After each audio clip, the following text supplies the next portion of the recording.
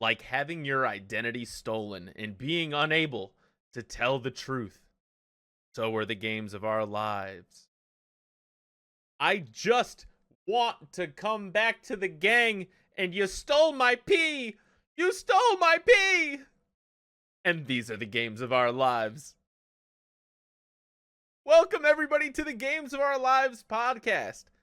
My name is Bill, and I am joined by Matt, and we are talking about the games that made us who we are today as gamers. And today is a very special episode. Matt, what are we talking about today? Our friend Duelist. For some reason, I can't say his name, but Paper Mario Thousand Year Door. And man, I'm so excited because Paper Mario Thousand Year Door, we will be covering both the original game and the remake in our little chat sesh today. And I cannot wait to talk about that. But before we dive into the Paper Mario Thousand Year Door and remake, we got to talk about a little bit of news. There's like a little bit. Yeah, of news. obviously the most important news is that unfortunately the United States men's national team did get knocked out of the Copa Americana. Ooh, Sad. You hate to see it. Really controversial VAR not call at the end of the game there. Looking at you, refs. Anyways. Listen, get better. Get better is all I can say, you know? Skill issue. So here's the news. Shigeru Miyamoto's getting old. That's it. That's the news. That's We're page done one. here. Page one. Shiggy, born in 1952. That makes him 72-ish. Jeez. So we're getting into like Willy Wonka territory where he's gonna need to hand the factory over soon. Like within. This is scary. So Miyamoto he's already got it in his mind. They've been reported, as reported by videogamer.com. Shiggy is currently in the thought process of trying to figure out who to hand the reins down to. Surprisingly, he's still involved with Pikmin Bloom specifically. Which is weird because no one else is. Yeah, I played Pikmin Bloom for like a week and a half, and I was like, honestly, I already have Pokemon Go, and that's too much for me. So I can't handle 2 Pokemon Go's at once. That's insane. I have met one person that plays Pikmin Bloom. Like, still to this day, huh? As of Halloween this past year. Huh. Interesting. Well, yep. I remember playing it for just a little while, but then it got low-key a little repetitive and a little bit kind of boring, so... As games like that do when they don't have Pokemon battles thrown in. True. Speaking of battling, and, speaking of skill issues, you and I, as gamers, we often have skill issues. People are a little TO'd right now. Because let's see. I think I know where we're going. So we're talking about a little game. You might have heard of it. It won, I think, Game of the Year when it dropped back in 2023. We're talking about Elden Ring. Yep. And how it's too hard for the gamers out there. As someone who's only invested maybe 20 hours into Elden Ring, and it just like was not for me. I mean, I don't know. I don't know that people should be complaining about a game that's too hard when the whole point of Elden Ring is that it's the hardest game of all time. Like, Elden Ring's claim to fame is, we will break you before you break us. Like, that's the whole thing of it. So, So Elden Ring actually launched a patch recently that that lowered the difficulty of the DLC. To which I can only say one thing. From Software, my name is Bill, and I'm writing you a letter. Dear From Software, don't bend to the gamers. That's sad. Listening to gamers, capital G. Ugh. Don't. That's not a game of our life anymore. Oh, From Software, you're better than this. You know what? Stand your ground. You know, like the game is supposed to be hard. You decided that this is the case. And I'm just saying, like, people complaining that it's too hard, that's listen, the famous line exists for a reason. Get good. Get Sucks good. to suck. Certified skill issue on these gamers.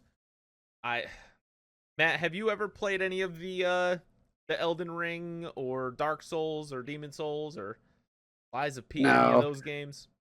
no. I used to like watching some speedruns of them because it's hilarious watching people do the dodge roll around corners and off of cliffs. Right. And not somehow not dying of fall damage.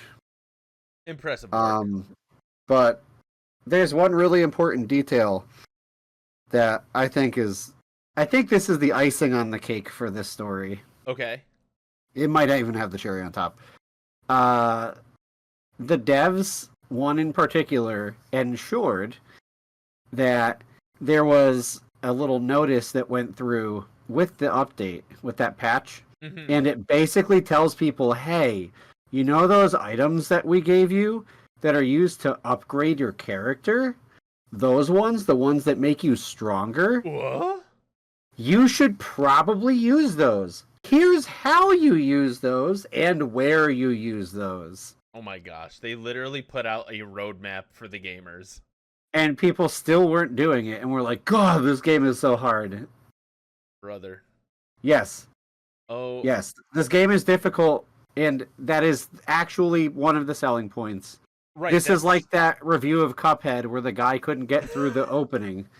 The most infamous, I think, Game review of all video. time. Yeah, just Homeboy could not crack the intro level, which is unlosable in.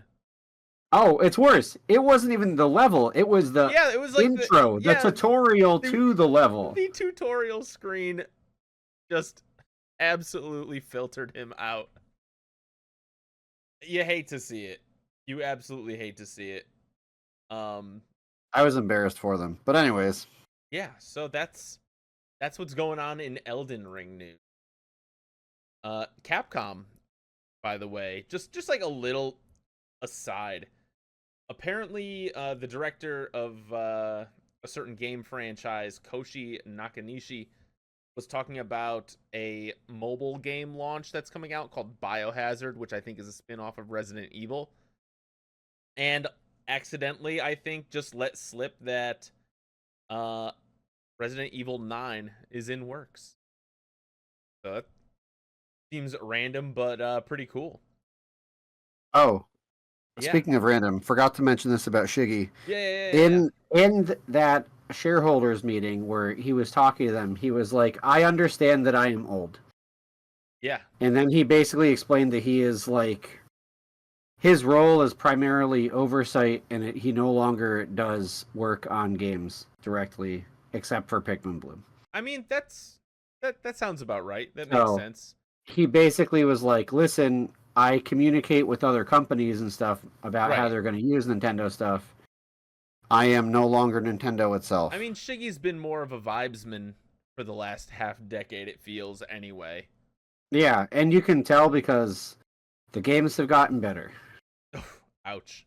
But true. I mean, well, he had a stranglehold on all of the characters, which was part of why Paper Mario, like before Origami King, had been running into the issues that it was. True. Oh boy. Proven Lizardi. First time chat, also hopefully last time chat. Oh yeah, we can absolutely ignore those. Hit them with a little, I don't know how to ban people. I do. Beautiful.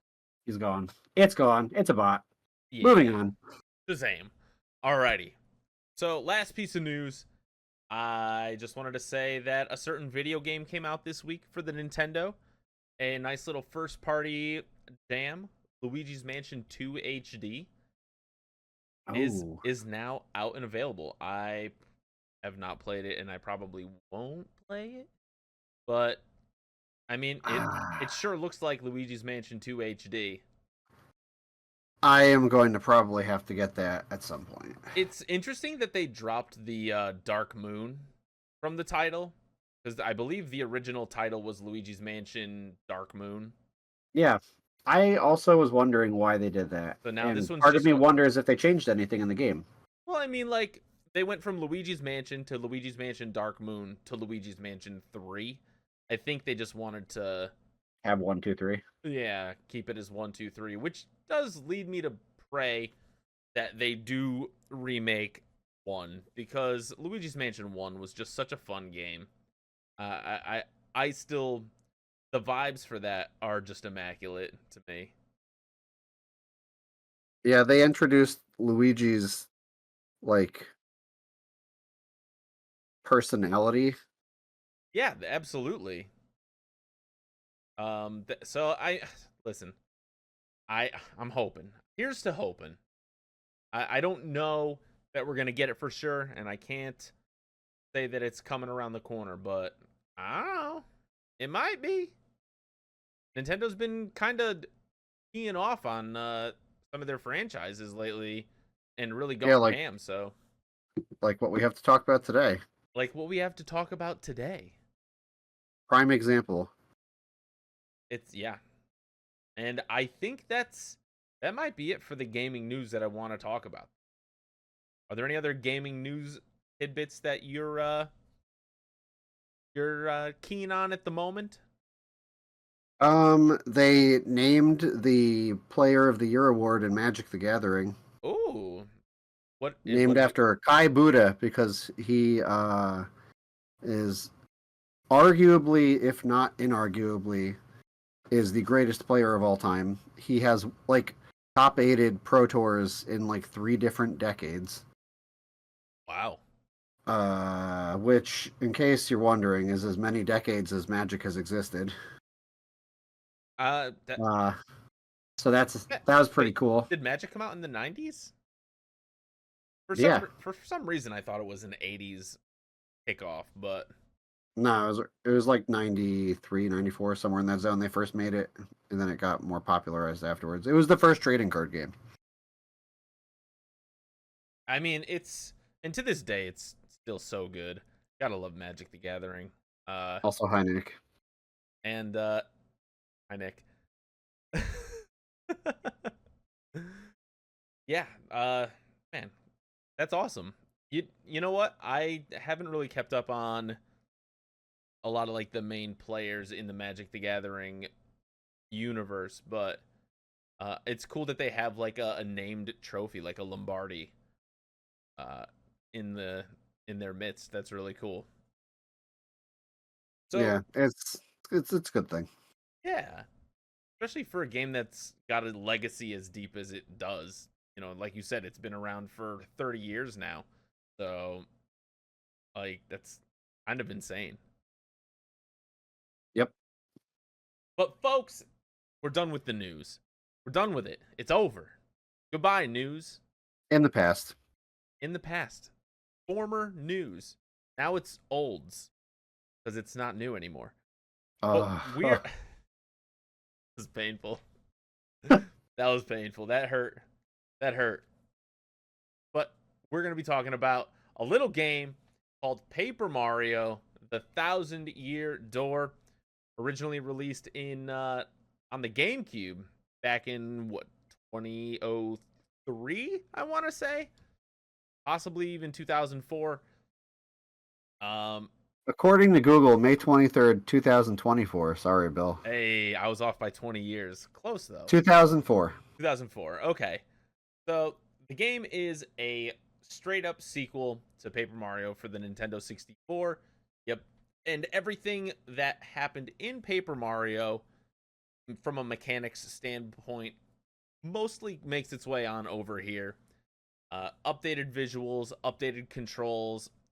It is a turn-based RPG where Mario fights different Mushroom Kingdom baddies, has a whole bunch of sidekicks that follow him along, and of course, as always, gotta rescue Princess Peach.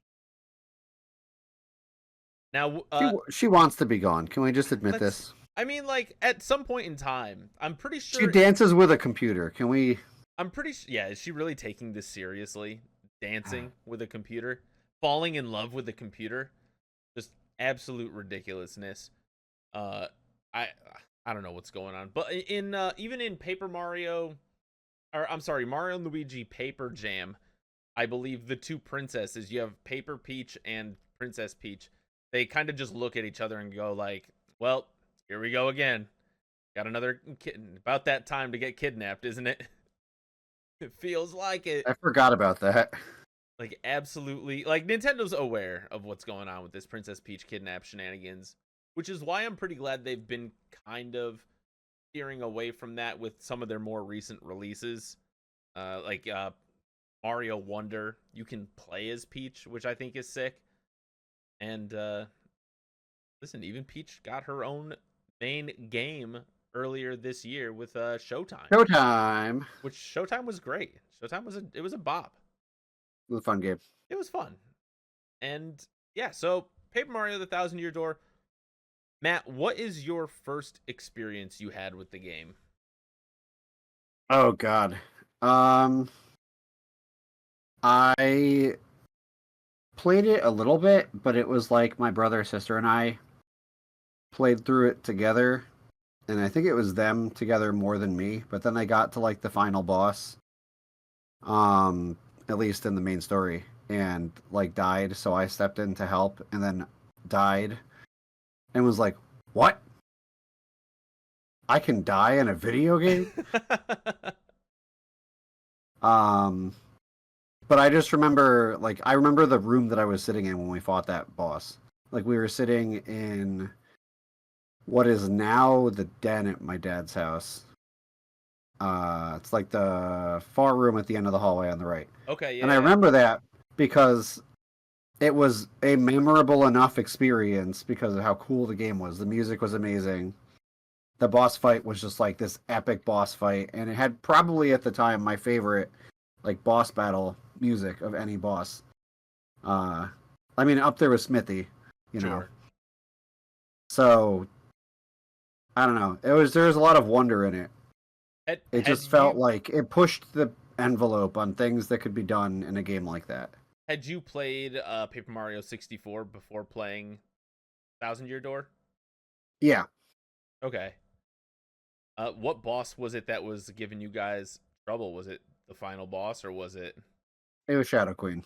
I mean, Shadow Queen is. You have to prepare well for Shadow Queen. It was more like we were still young enough. 2004. So I was 14, 15. yeah. So I was 14, and if I'm being honest, I hadn't really figured out the whole idea of min maxing yet. Right. So like we didn't redo our whole badge setup and get all ready, and it was a little rough on the first couple plays. So then we actually sat down and thought about it, and we're like, all right, what things do we need in order to win this battle? And like we figured it out, and we finished it, and it was like at night, so like it's dark in the room. The lighting in that room was like old lights. It wasn't, Oh, LED lights weren't there, so it was kind of dim. it just. I was just like, this is like the vibe was so Oh, like, oh that's man, so cool. it On was like a nice little, cathode CRT. CRT television. Yep, Oh my gosh. huddled around the CRT with our GameCube controller. Got to make sure you're on channel 4. Take care of business. I think ours was line. It was channel 0 because my dad was always like, "Hi, you can watch TV and do this." Look at Fancy Pants Rich McGee over here with his television channels. I don't even. I don't even. I won't go that far. uh, Now the game, it basically, you play as Mario and you're going through these different chapters of a storybook, and you are going through all these unique locales. You have your classic, meadow and castle. Got a spooky level. Matt, what is your favorite chapter in the game? Specifically TTYD. Specifically TTYD. Um. Oh, that's a tough question, actually. Uh, I think my favorite chapter overall is probably Glitz Pit, but I think my favorite like story moments Yeah. are either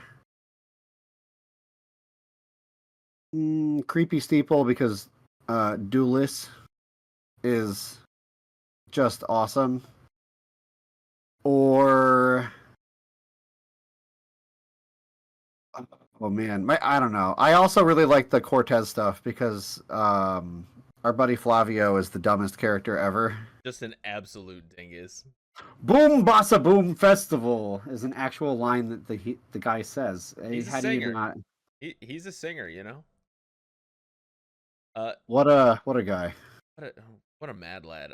I I mean, you mentioned a lot of good chapters there. Actually, I think one of my favorite chapters, having replayed the game with the remake out, Yeah, um, I think one of my favorite chapters might be chapter 5, the pirate chapter. It it's it a good one. it's like it's just so well done. It's concisely written. It has an actual full-size dungeon, which is nice. I And have PTSD from that chapter, Bill. it is like a quintessential Paper Mario chapter. Just it's really that good. Um, I do think that chapter 3 has maybe the best final boss of a chapter. I think that matchup is one of the first moments in the game where you're like, oh, we got a big boy here. And the way they did it in the remake, where they just updated the visuals and looks during that scene, where you have the reveal of who the boss is and them transforming, is so well done. It's such just like a cool moment, and just it's great. You gotta love, some macho grubba. The transformation part for him too, like the update to HD Oh and what yeah, they're able to do with like the cardboard paper stuff yeah. and how they 3Dify the it's actually amazing what they did with that part. Like They just yeah. when they pan the camera around Yep. and you see the star machine or whatever it's called doing its thing was amazing. And that's, when I first saw the trailer for this game, the remake rather, coming out, because this year, just a couple of weeks ago, Thousand Year Door Remake launched on the Nintendo Switch. And, you know, during the announcement trailer, it was kind of tough for me to wrap my head around how much better this game would actually look. Because in my head, I'm like, it's kind of an evergreen art style. In my memory hole, it feels like the graphics last time I played it were like pretty good, stuff like that. And then after the game came out and I'm playing through it, I am just blown away. It feels, when you play the game, it felt like how I felt when I had first played the game and what the visuals looked like to me as like a 14-year-old playing the game. uh is what it looked like on the Switch. Like on the Switch, I'm like, oh my god, like this is how I remember it looking. Like this is incredible, and I love it so much. It was just like they knocked it out of the park from a visual perspective. It is just so well done. The game was one of the better looking games on the GameCube, but Right. those were for CRTs. So, it was not designed like I think it was widescreen, um, but it wasn't HD. So Right. switching to HD and having smaller pixels and more pixels and all this stuff, and then comparing it to games now, if you put them next to each other, you're like, wow, there is a massive difference. There's also a couple of other things with the graphics they do in this game that they didn't in the original. Mm-hmm. Um, there were a couple of moments when I first played the game on the GameCube where I had to look stuff up online or ask someone that I knew because I just got stuck because I couldn't see what was on the screen very clearly. Right. And in the remake, that is not a problem. Example, I don't know, spoilers if you're somehow watching this and haven't played the game. Yeah. Earmuffs for like 25 seconds. Um, the in the creepy steeple level in Twilight, is it Twilight Town? Twilight Town, yeah. Every time I say that, I think of Kingdom Hearts. Um, but that's Traverse Town. Mm-hmm. Uh, there is something that you can push, and I was like, I can't see that I can push this. And then I was like, oh, okay, I can see that now. There's a section going into a hidden area in Rogueport where you can go paper mode and like walk between the buildings Mm-hmm. over near the Trouble Center, and I there were other spots that looked just like that that you couldn't go through, and I had tried already, so I was like, oh, okay, I guess I can't go there. But there were footsteps leading up to it this time. Yeah. Just a couple, so it made it easier to tell. Right. You still have to pay attention for the details. It's easier to tell sometimes if something can be blown away. Whereas in the original, it was just like a throw all of your teammates at it, and oh, Flurry just does something even though you couldn't tell. Right. So they fixed that. So I think the visuals are better in general, but in terms of the gameplay experience, they're better too because they do a better job of telling you what's happening. Right. There's a lot less guesswork in this game. Yeah. And I think that's a good thing because it's not like in the original game they presented you with problems and there was like an obvious answer always. Some of them were like, you need to stand specifically here and have Flurry blow at this totally innocuous wall that doesn't have any tells. We're not Right. going to tell you about that, but you got to do it. And, sometimes it's like, it felt just like cheap. It's like, how was I supposed to know? Like, Yeah. there's a couple of like moments in the original game, and I really like that they updated that. Like you said, I think there's a couple of other like quality of life changes that I think really improve the gameplay experience with this remake. And there are a couple that hinder the experience a little bit as well. But I would say the good far outweighs the bad on balance. My favorite addition, we were talking about this earlier, is the addition of the warp pipes being centrally located in Rogueport instead of Above being ground access. above ground access to all of the warp pipes that are all consolidated into one room instead of being spread across like 3 rooms, and you have to go underground and go through a couple of the rooms to even get there. And there's Really, no more. You have less loading zones, which is the thing that I think matters the most. Like, if you measure the time it takes to go from the center of Rogueport, or even from the professor's house, yeah, um, it's just we're so used to being able to fast travel now that even though back then that was considered good fast travel, it is so much faster now. yeah, it really is, and you know, it helps so much because I will say one of the weaker elements of the game, in my opinion, and this was a weakness in the original game too, but there are these like little side quests in the game that are called troubles from the Trouble Center, and Those things, some of them still annoy me because it's there just like, really because that for that all that for this? 90% of them, like I would say all but 3 or 4 are just fetch quests. So unfortunately, it's kind of a little bit of a bummer that it's like, go here, talk to this person, and they're gonna either ask for you to go get something for them or go deliver something to someone else and then go talk back to them again. And They thank did add some interesting text to a couple of those though, like the hide and seek quest. You now talk to the guy, yeah, and you learn that like he played hide and seek with you as a kid, and that he hid so well that no one found him. the lonely life. He does send you a follow-up email though after you find him, and he is just beside himself. Yeah, Oh man. But those quests are made a lot easier because of that ease of access. So you can Yep, go, it's you a know, lot faster. you can go places a lot quicker, and even within a couple of the chapters, specifically chapter 4 and 5, there are shortcuts that are added to kind of help you get from one end of an area to another much more quickly. Uh, it's just really, they really took the player experience and fit the game around it in a much more concise way. Although there was one change that kind of felt like a backward step, and that was the text in the game. Yeah, I don't know why they did that. Yeah, That is the number one thing that bothered me, yeah. but Let it. I don't really care for the most part. It's just like you did this right the first time. Why would you not do it the second time?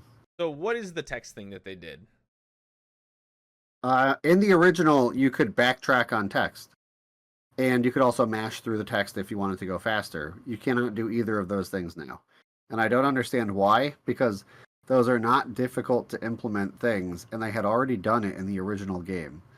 So it just seems like I it, I almost wonder. hard to miss. I It, almost it feels intentional, and I don't know why.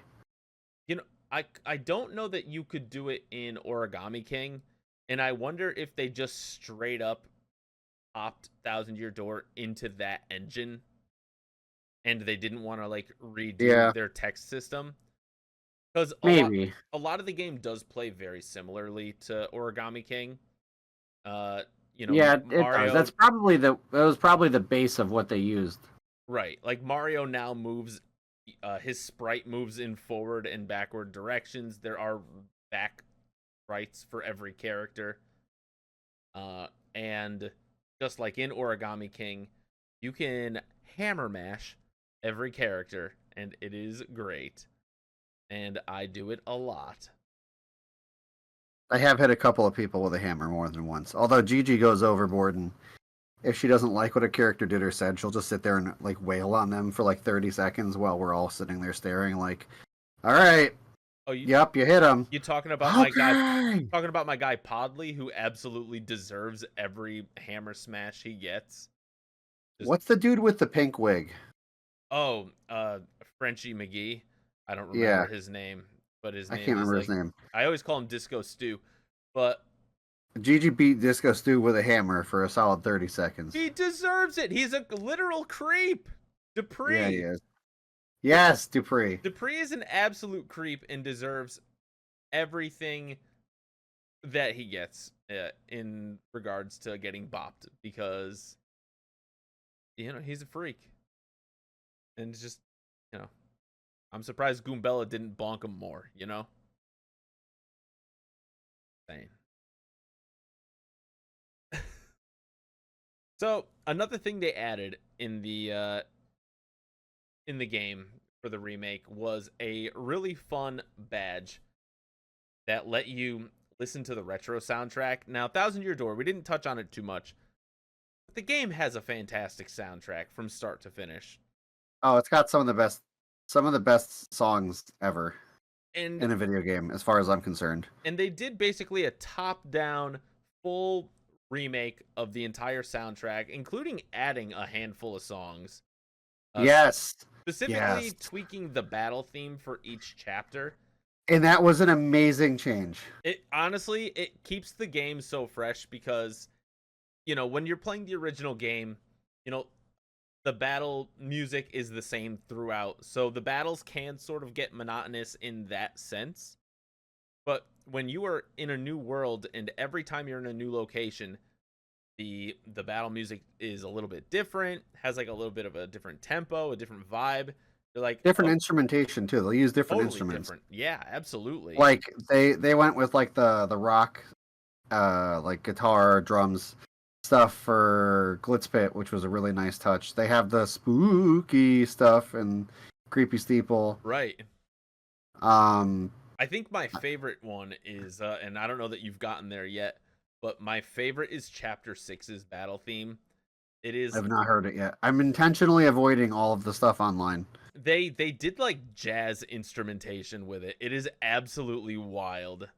Uh and it's crazy that it's in like such a small part of the level Aren't and the there only a chapter. couple battles in that chapter? There is like a, I would argue, a like a half dungeon in that chapter, and during That's that, Poshley Heights, right? yeah, Yeah. when you're going through the train station itself, you fight some enemies, and the music there hits so hard. It's so insanely good. Might be my favorite song of the entire game. Wow. It's just that good.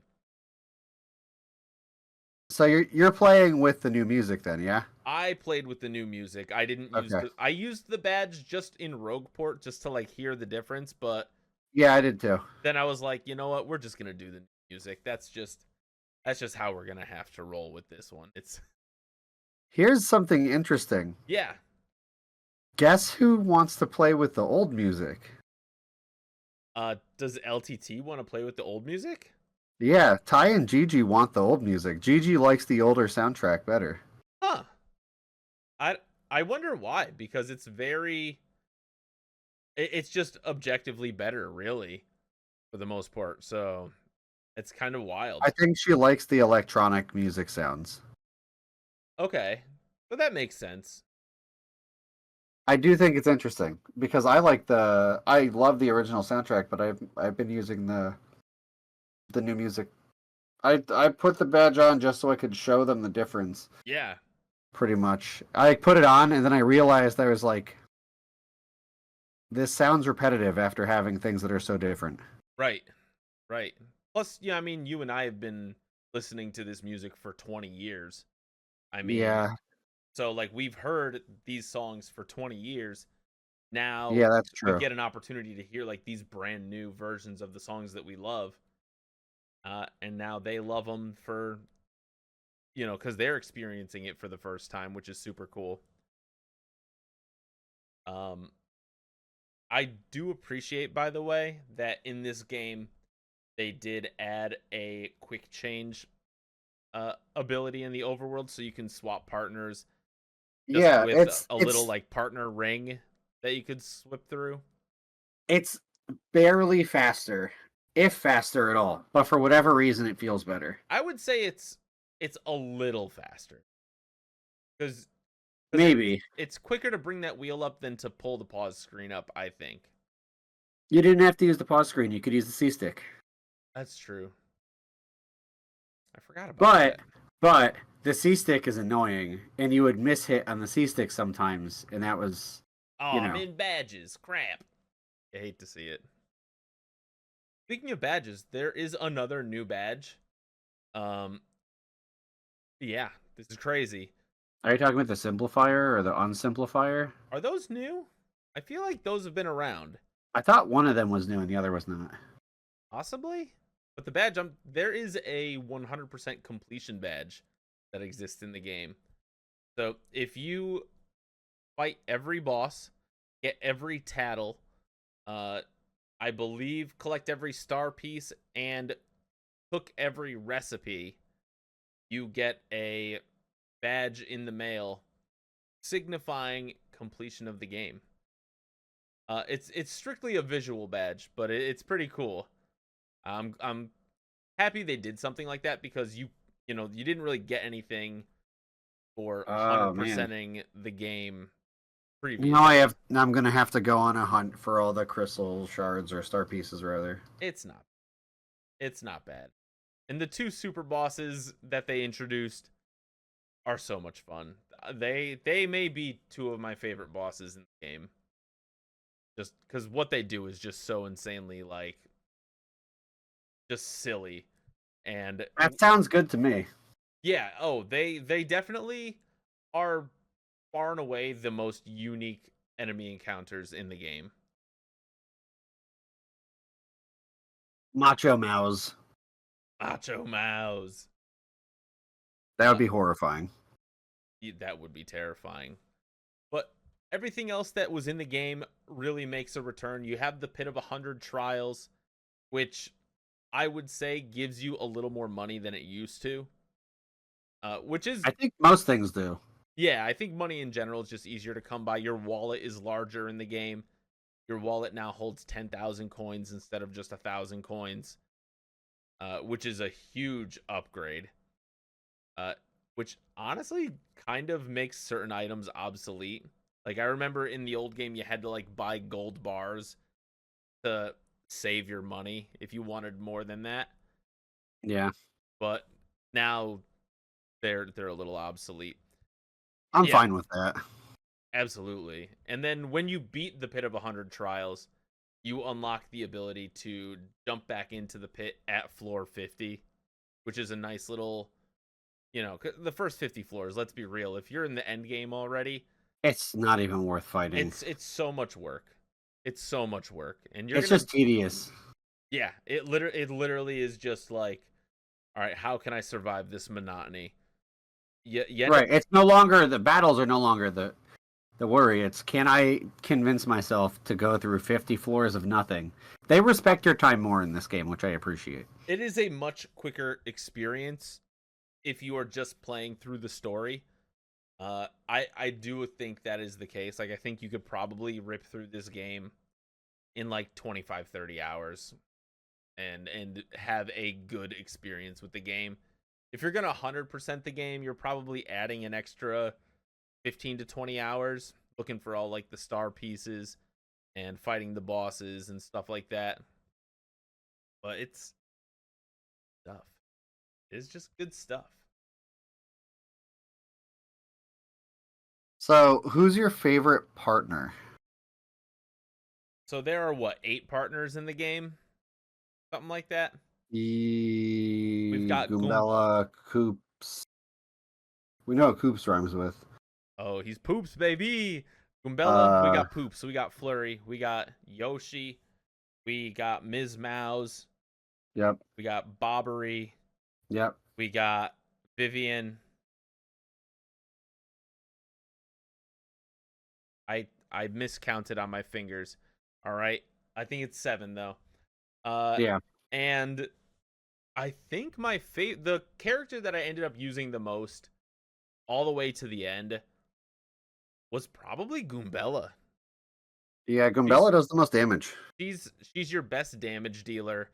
Especially Her and Yoshi. if you equip literally one partner power plus badge, she is automatically the strongest character. Oh, I did that. And And she deals 6 damage right now, and it's great. yeah, and then once you upgrade her a second time, she's going to be dealing 8. yeah, like an insane hilarious amount of damage.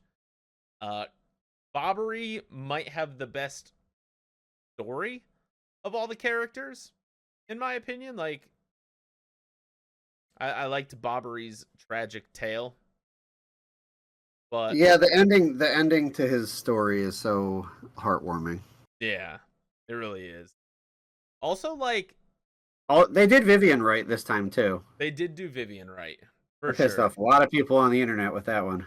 Listen, they can stay mad for all I care. Uh, I think it's fine. Actually, the Japanese what it says is. Listen, they can kick rocks. Those people, those people Yeah. can go outside, touch grass, and pound sand. Honestly, that's Ah, experiences that they probably need. absolutely, absolutely. But also going back to Bobbery real quick. Podley is a jerk. Okay, Podley withholding information from him because I don't know that his heart can handle it. But then you do one of his side quests and he just abandoned a lady because literally no reason. He's like, yeah, my girlfriend, she's gonna be on Broadway, and now I'm gonna abandon her. And then she got all freaked out, got married, and had 3 kids. Still low key loves Podley.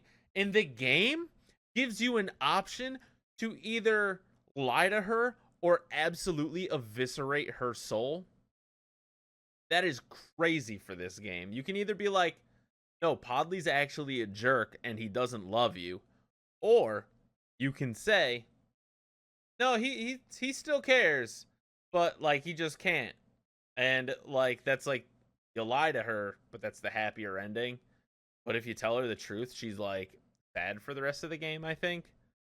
And that's just wild that this is one of the stories in the game. Just Bill, there's a noose in Rogueport Square. it's podly shaped in my opinion. Honestly, give him the rope. He is the worst character in the game. I I don't like nobody else is worse. You can't hate somebody more. Tough to hate Mm, Scrotus. Tough to hate Lord Crump. I know they're villains, but they're silly heels. Bowser's just one of the greatest to ever do it. yeah, this is peak Bowser. Peak Bowser, like literally, this is peak Bowser. Bowser is a secondary antagonist in this game, and Bowser also really gets his personality from the Paper Mario series and Mario and Luigi series. Mario RPG. Yeah, that's Like true. It started with Mario RPG. I feel like Mario RPG is like the first one where Bowser really was able to like cut loose and get silly with it. And they really have embraced that personality. Like it in my own head canon, there are actually two Bowsers. There's serious Bowser and silly Bowser. They are two different living entities. Like silly Bowser gets to play Mario Tennis and Mario Golf. Serious Bowser is off in outer Super space Mario World. eating a galaxy or something, being real weird. Yeah. Yeah. Like there's no way that they're the same guy. Like I know they're the same actor. I don't know that they're the same person. Yeah. Ridiculous work. But a A plus performance from Bowser, steals the show in every single scene that he's in. Maybe one of the greatest to ever do it. There's also one character that I want to talk about that is Uh-oh. just an absolute character. I don't know. I'm talking about Tech. Tech. Oh God. So there. Just to dial it back a little bit, in Paper Mario: The Thousand Year Door, there are three converging storylines. One follows Mario and his escapades. One follows Bowser and his shenanigans. And then lastly, we get the perspective of Princess Peach, who's been kidnapped by the X-Nauts, being held captive, where she becomes friends with a computer based on like Hal from that one movie 150 years ago. Uh, Yes. Spaceland McGee. Uh, That was I'm blanking on the name. uh, I believe is it Hal 9000 was the name of the The robot Space Odyssey. in Space Yeah, HAL Odyssey. 9000 in a Space Odyssey. Yeah, Yeah. so that's what Tech is based off of, and he falls in love with Princess Peach.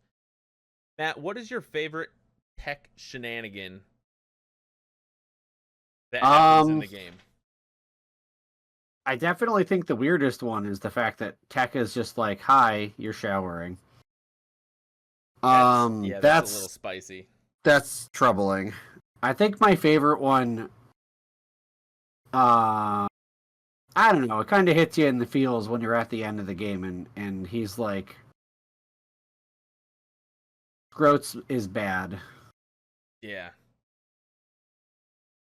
and I was wrong, and I'm not perfect because I've been following not perfect, Mm-hmm. and then saves the day. I think that that's my favorite part because it completes the arc, and you're like, oh, I feel bad for a computer. Yeah. Now that AI is stronger, though, that's kind of scary. It's like, do we really need Tech to like survive this moment? Really? I don't know, man. Yeah, I I don't don't know. know. I don't know. I will say one The more. dancing is funny. Yeah, the dancing is good. Um, that I think is my favorite. I'm also a sucker for a good quiz in video games. So give me the quiz Yeah. showdowns.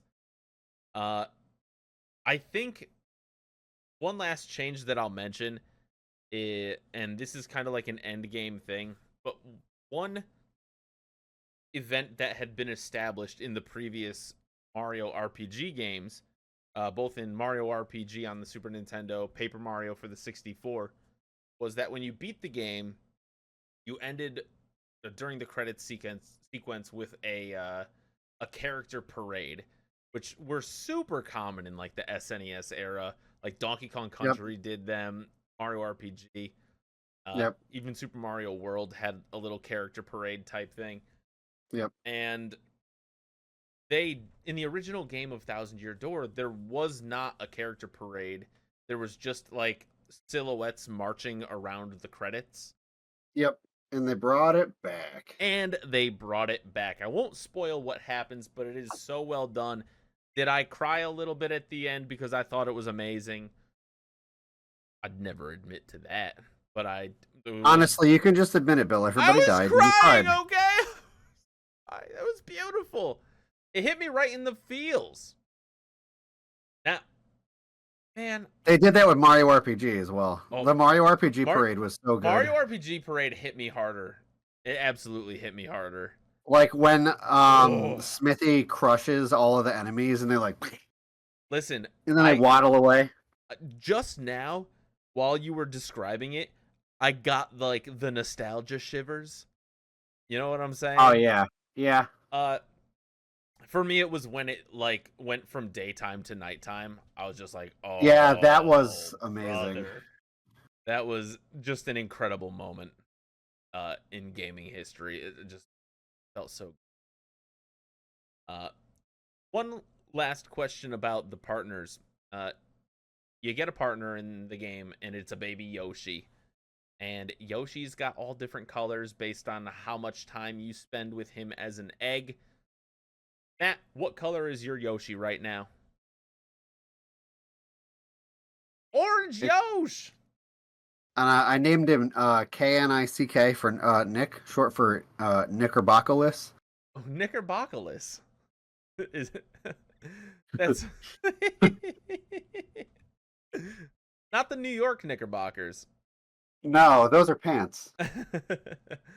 I myself, the New York pants. New York. Can you believe that there's still a professional sports team in the year of our Lord 2024? That's just the New York named pants. after pants. Is that pants? Is that pants? Is that pants? It's crazy. They don't even wear pants. They wear shorts. It's insane. It's insanity. It's not even Linsanity. Just ridiculousness. Oh my gosh, there were some Knicks that were like going off about how Jeremy Lin couldn't even dribble, and somehow he was killing everybody, and they just couldn't figure out how to stop him, and it's funny. Listen, Linsanity. Shout outs to the other podcast, my new favorite one, the Roommates podcast. The Roommates. Jalen Brunson and Josh Hart. Oh, I have not listened to that.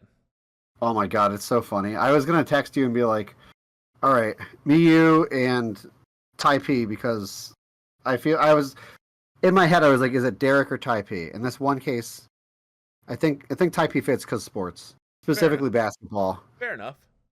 Ty P is definitely Josh Hart. Okay. Just saying.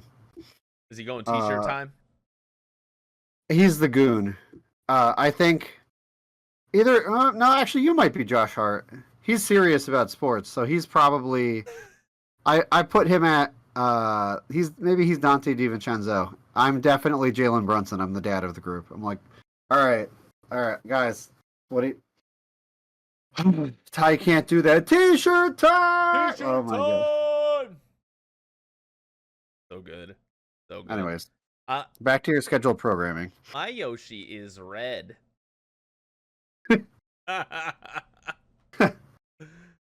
And what did you name him? Is it just Yoshi? I think I named him. Yeah, I named him after one of the cats. He's either Beans or Goose. No, he's not. He's not. So, I lied. I was gonna name him that, but so Rachel was watching me play, and Rachel, I don't know where the bit started. I want to say the bit started back when we were playing Breath of the Wild together before Tears of the Kingdom came out, and you can name your horses in that game. So we ended up naming a horse back in that game, Pooh Raisin. What? It was very stupid, but its name was Pooh Raisin, and uh, I don't know why. I don't know where it came from, but Pooh Raisin was the horse's name. In Tears of the Kingdom, we ended up with Goo Raisin, Pooh Raisin, Blue Raisin, a bunch of like Ooh Raisin type things. So Yoshi's name is Pooh Raisin in Bill, you could have gone with blue and had blue raisin, Listen. or picked white and had boo raisin. Ooh, I like that one. I like that one. I don't. Cody's like, be right back, renaming my Yoshi Boo Raisin. It'd be cool if you could rename your Yoshi, but get one shot, one opportunity. Also, a little bizarre, but when you are naming, when you are challenged to name Duelist, and it brings up like a text box to type in his name, that happens in the game. But when you are told to name Yoshi, just like the generic Nintendo Switch text box pops up. Which is weird. It's a little weird that for one you had to do this, but for the other you had to do the other thing. So I was just And like, that's not the only time that's happened either. There are other games that did that, and I was like, why is that happening? right, like if it was one way the entire time, that's fine. But when it's one way in one instance and one way in another instance, it's a little bit bizarre. But I don't know. I don't know. By the way, just to bring it all the way back. Yep. My first experience with this game. This was actually a Blockbuster game for me for a little while before I ended up Really? Yeah. Paper Mario, I never owned as a kid Paper Mario, but it was one that I blockbusted a handful of times. Like I think I like there was an option to like re-rent games for like a fee, and there were a couple times where I would like re-rent Paper Mario. That was Mario RPG for me. We rented that game so many times. My parents were like, "Fine, we'll buy it." Yeah. I think that's what happened with Thousand Year Doors. Like I ended up renting it like 2 or 3 times, and then I ended up like saving up enough money to get it. So it was just like one of those games. It's like I ended up, or you know what? I rented it, and then I borrowed it indefinitely from Ronnie. Is actually what happened. I didn't actually end up buying the game. I borrowed it indefinitely from my cousin. That is so on brand. Yeah. He didn't like the game, so he's like, "Yeah, you can borrow it. That's fine." That sounds about right. And listen, he hasn't asked for it back yet. If he asks for it back, I'll give it back. It's not a problem. He's 15 years late. Listen, I just hope he doesn't charge interest. You know what I'm saying? That would be out of my price range. Well out of my price range. If he gets heated and commits, Bill. Unicorn time. It's over. It's over. Any final thoughts on Thousand Year Door? I mean, the game itself, I think, is just amazing. The remake is the definitive way to play now. And if there's something, if there is some nostalgia and you have access to a quality CRT, then go for it. Otherwise, this is the definitive way to play.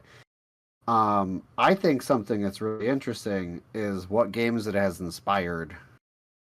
Because there are some bangers that it has inspired, like Bug Fables. Bug Fables, incredible. There's an entire like fake direct series called Paperverse. And it's all of the games that use like the paper art style or borrow ideas from Paper Mario games. Oh, that's really cool. So Born of Bread, a game that I recently finished, and I 100%ed that game because God, I love that game. It was Yeah. fun. A little glitchy, a little janky, super small indie studio, amazing and worth playing though. Okay. Also, one of the most amazing soundtracks in the game I've played in a really long time. Like, oh my God, that soundtrack is so good. But anyways, there are a lot of games that got inspired by it.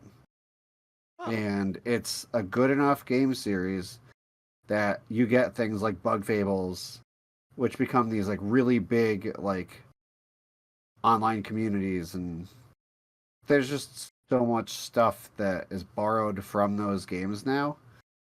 Like, I hate to say it, but even Super Paper Mario, like there's a lot of inspiration in other games that is borrowed from there. Sure. Um, I actually you know, think that Super Paper Mario is a better proof of concept game than it is a Paper Mario game. yes, it sets up a really good like system. It's just not Paper Mario. Right. And like I listen, I know that the people who will defend Super Paper Mario will literally give up their lives for that game, and that's fine. You're just wrong.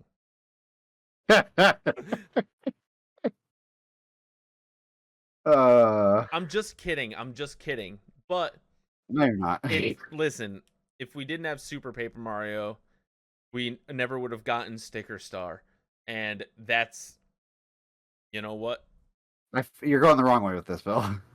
Could you imagine? Oh, gross.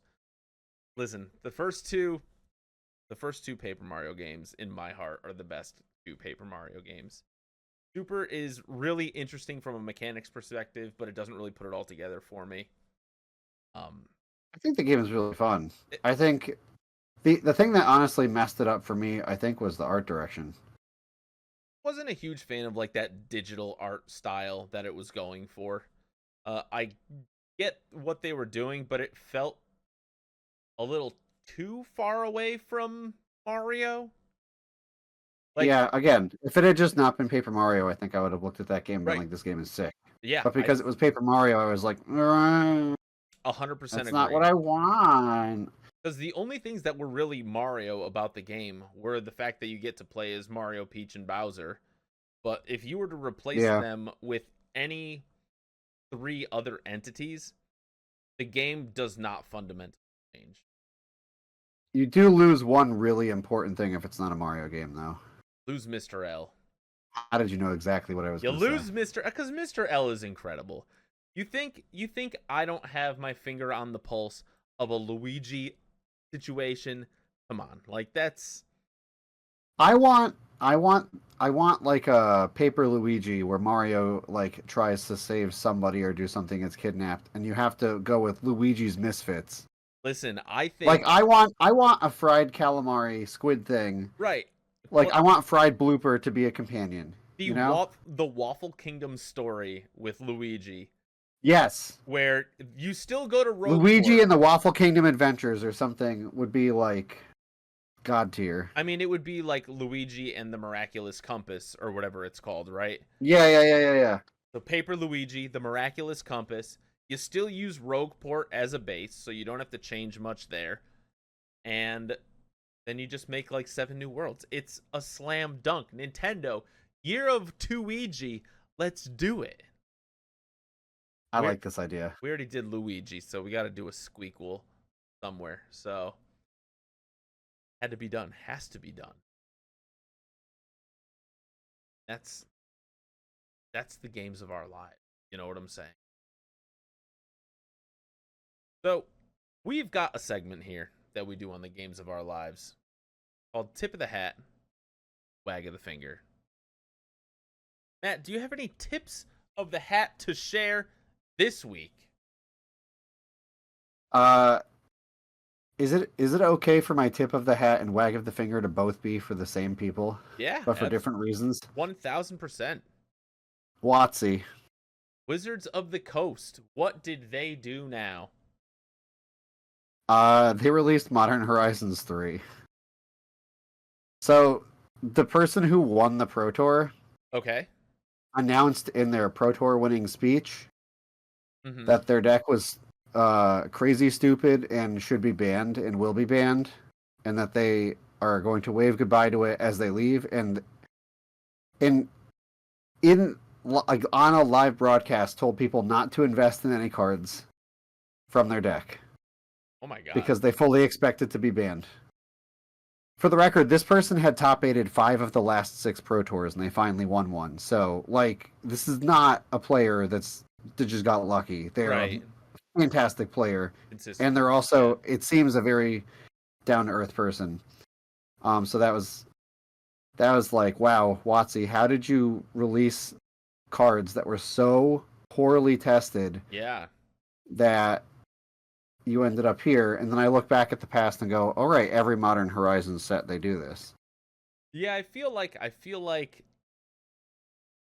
it happens often enough. And it's like you can play test for hundreds and hundreds of hours and still not realize a combo that Oh some no, this was so easy to understand though. really.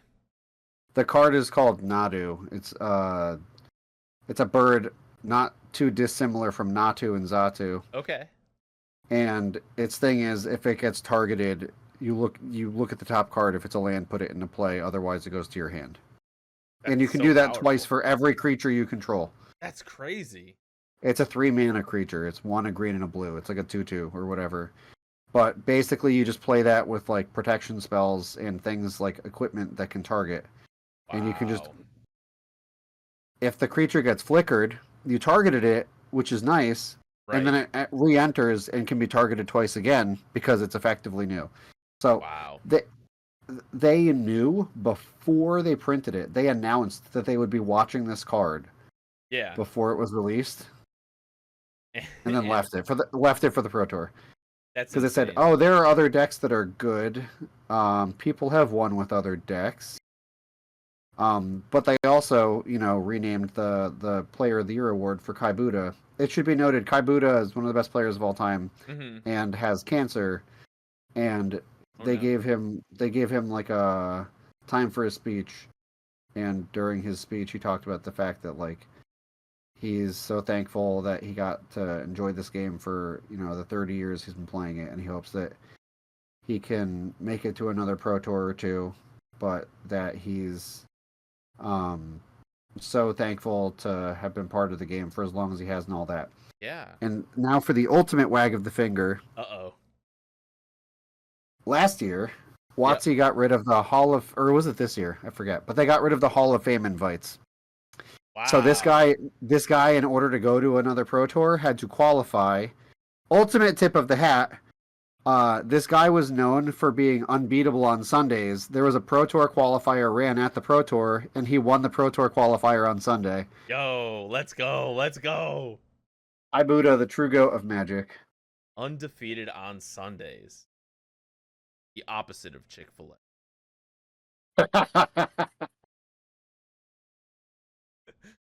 How about you? What are your tip and wag? So, tip of the hat, I gotta say, my tip of the hat is the Pokemon Trading Card Company for calling out the AI artists online. Yes. And just putting the kibosh on that. They said, "Are you an AI submission that qualified?" Not anymore, bozo face. And they were like, real artists rock, and AI artists, mean word that rhymes with rock. They can kick a rock. Boom, roasted.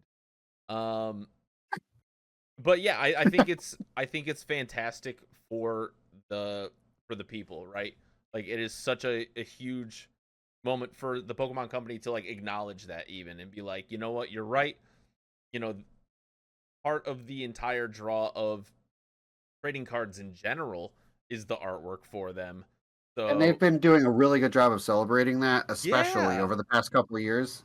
Yeah, and like I lately on my streams, I've been opening more Pokemon trading card packs, and like even like some of these like common and uncommon like overlooked cards just have some of the most beautiful artwork on them, and it's so Oh incredible yeah, the amount of like care and love that goes into these designed cards is just they so gave Pucciano one of the best arts on a card ever. like a That Pucciano. card's never getting played. Never getting played. Literally one of the Best most art ever. one of the least important Pokemon in the whole franchise. It's but like so sick. Like even in like the 151, like Caterpie got a full art card, and it's gorgeous, literally gorgeous. Yeah. Oh Like man. The Palmy art yeah, from, was that Temporal Forces or was that Paradox? I can't remember, but whichever one it sure. was, it got like the cutest art ever, and Ty has it um in like a display case in his room. Like they've just been killing it with the full art cards. Oh, Yeah, they're just they're so good. Watsy, take notes. Take notes, Watsy. Take notes, Watsy. They won't, cowards. They won't. They absolutely Also, won't. Watsy somehow still hasn't figured out how to print cards that don't curl. How does Pokemon get it and they don't? Is it the foil cards that Yes, but that just bend? it's bad. Like there are some Pokemon cards that will bend, but not nearly as bad. Like I have a first edition Machamp from base set. Yeah, That thing still has not curled. my base set cards are not curled at all. Like, Minimal at most. and they were owned by Watsy back then. True. It's Just true. saying. What's going on, Watsy? Get a new foil dealer, you bozos. No, but they can save money this way and then charge $30 for a couple packs. But now we're gonna wag our fingers at you, so you lost, Watsy, because you just take got that. wagged. Nerds, Flippin' nerds. says the nerd. And Wow. other nerd. What are we, a podcast talking about video games and nerd culture? That's not possible. Oh, that reminds me. There's a really great quote from Rockhawk about that. Oh yeah. In the Glitz Pit, when you first meet him, he tells what's the Koopa he's fighting? Is he fighting The Dark Koopa Troll or whatever it's called? Yeah. Where he knocks him down and he goes, "Stick to fighting in video games, because if you do now, you'll get hurt." Oh shoot. And I was just like, wow, you're really like who? Wow, all right, Incredible. It makes you want to beat him up that much more. So good job. Heck yeah. Man, I love the Rockhawk. Rock. Matt, I got one question for you. Uh-huh. What have you been playing this week? Let's see. I beat Born and Bred, and I've been playing Thousand Year Door with the kids. Nice. Were you playing anything else about an hour and 35 minutes ago? No. No, we played Splatoon 3 and Mario Kart. Well, you and the kids played Mario Kart. They did split screen. They still have not grasped the concept that they cannot touch you in Mario Kart. I nerfed myself so hard. Like, I wish you could see my screen, because I was like... I was watching the map, not them. I was just And there were a number of zigzagging. times where I saw you on the map just stop. I stopped. Like, you cannot stop when you're playing online for more than a certain amount of time, because it'll boot you very quickly. The game is very, like, for whatever reason, Mario Kart's very good. I feel like Nintendo online games are very good about sensing inactivity. And they'll boot you real quick. Mario Kart, they'll boot you real quick. I feel like Splatoon, they'll boot you real quick for inactivity. So, well, in Splatoon especially, it's important because you're affecting your team. Right. So, they're online. Like, you have to keep moving forward. And I was really putzing around. I don't know what was going on behind me, but Neither did they, so that's okay. Also Loop Hero. I played lots of Loop Hero. Nice. Have you completed any loops? I beat the Lich. Okay. And I got stomped on in the second one, and I was like, wow, all right. I want to say there's like 3 or 4 total loops in the game. I think there's 4. I want to say there's 4. It looks like there's space for 4 in the menu. Yeah. But that game gets so good. You get some really fun tiles that just get real silly with it. I am not good at it. Okay, you get better. You'll get better. I It's am it like eight hours in and I still suck. it I'm telling you, it's all gonna just click for you. It will just. It's one of those games where it's like you don't know until you know, and then you know. Yeah, I mean I've gotten pretty decent at management of stuff, but I Yeah, just beating the bosses I'm bad at. I feel like I just need to build more stuff. that's fair.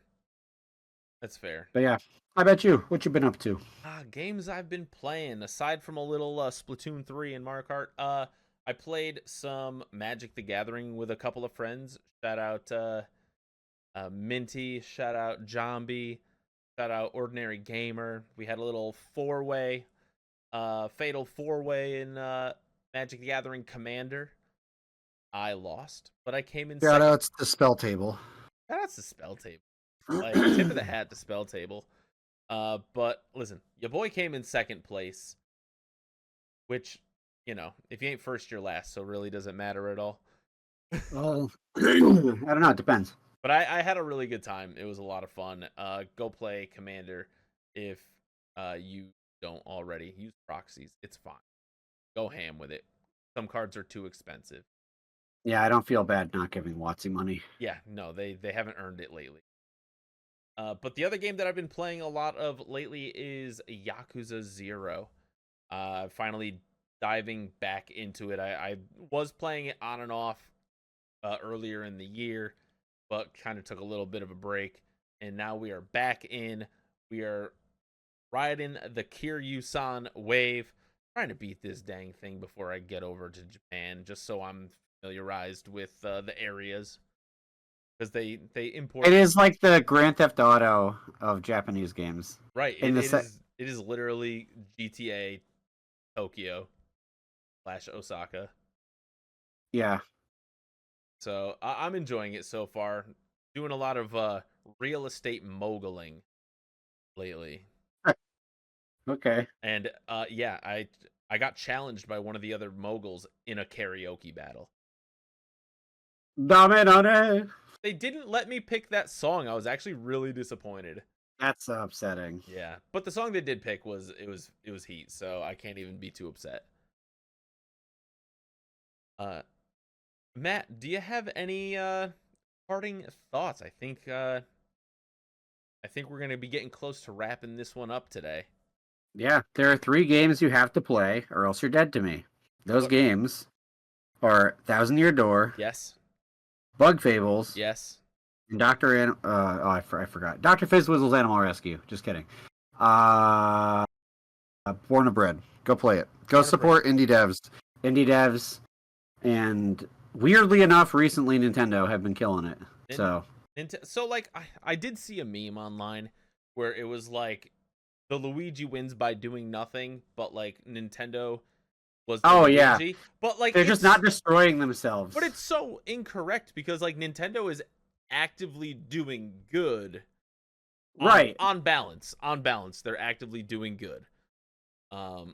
Right, but I think the point with that is just they're not self-destructing right now, and because they're not self-destructing, they're the kings of the game right now. It's true. I will say though, as a PlayStation 5 owner, I am very excited for the Astro's Great Adventure game. That looks fun. It looks a lot of fun. It's got big Nintendo energy attached to it. I think that was kind of the goal, weirdly enough. They haven't put out a game like that since, I don't know, one of their fantastic Ratchet and Clank games. I was gonna say Ratchet and Clank is probably the last one, right? And that was early PS5. That was like, yeah, it was like launch window. Still no sight of Jack and Daxter. Maybe one of those guys could make a return. How about a new Spyro?